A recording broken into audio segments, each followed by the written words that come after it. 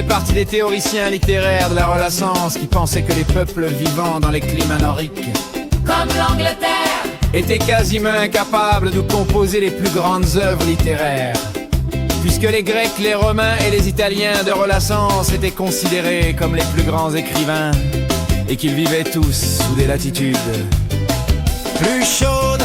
La théorie avançait l'hypothèse d'un lien de cause à effet.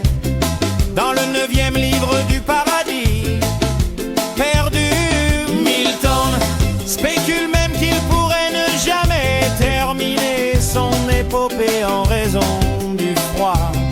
En ce qui concerne les grandes épopées classiques, Milton semble avoir raison.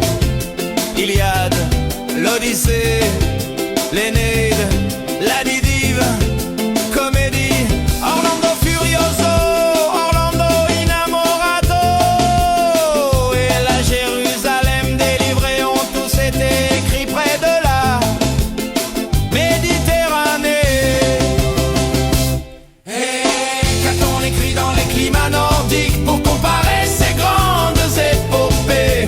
Pour de nombreux théoriciens de la Renaissance, la réponse était pas grand-chose.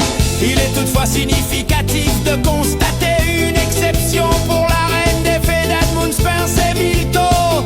Admirer profondément Spencer et le considérer comme un maître supérieur à Thomas d'Aquin. La reine des fées, au sens large, raconte les diverses aventures du jeune roi Arthur en quête de la glorieuse reine des fées. Jeune homme, Milton eut pour première idée d'une intrigue épique le roi Arthur menant des guerres sous la terre. C.S. Lewis souligne les similitudes évidentes entre les concepts des deux livres et soutient que si Milton avait composé le poème, il aurait été fortement spensérien. La grande épopée que Milton a effectivement composée, le Paradis perdu, reflète également l'influence de Spencer. Tous deux sont de grandes épopées écrites en anglais qui expriment et prônent les hautes vertus auxquelles les chrétiens devraient aspirer. Le chevalier de la Croix-Rouge et Adam se ressemblent remarquablement.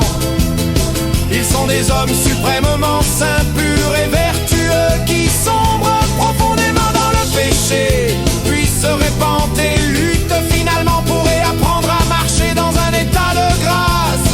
L'influence spensérienne la plus évidente réside dans la ressemblance entre la femme serpent péché du 2e livre du Paradis perdu et l'erreur de Spencer du 1er livre de la reine des fées.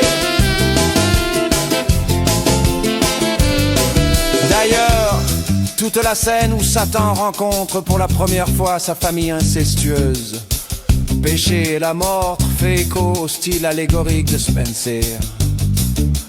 D'autres scènes font sans doute de même, comme la façon dont les démons sont contraints de célébrer leur victoire sur Adam et Ève en mangeant les pommes remplies de cendres.